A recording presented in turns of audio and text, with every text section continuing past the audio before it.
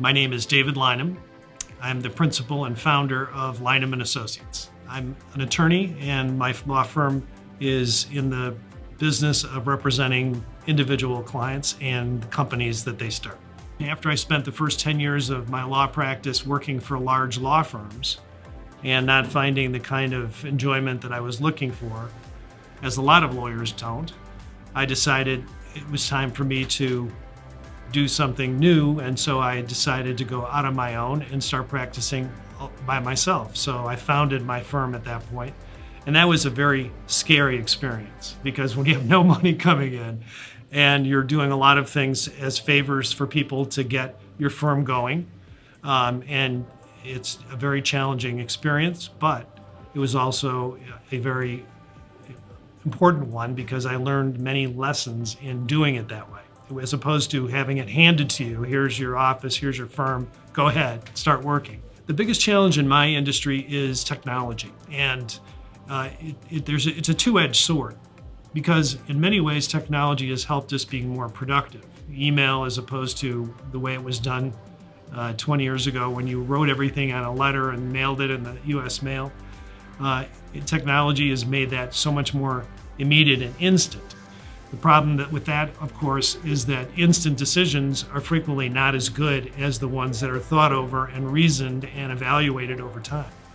The other thing about technology is that we're all being forced into this paperless world. And lawyers, of course, are typically slow to adopt new methods of doing things. And in my firm, just this January, we finally decided we were going to come paper light. And that has been a very challenging process to let go of the paper files and to adopt a completely digital platform for our firm.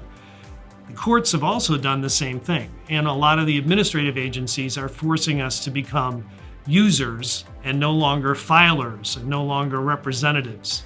So that is a very challenging aspect of what we do as lawyers. And then, of course, how you manage to convert all of the work that you're now doing that takes sometimes twice as long because you have to solve the technology piece first, and then it takes less time to actually do the work. How do you bill for that?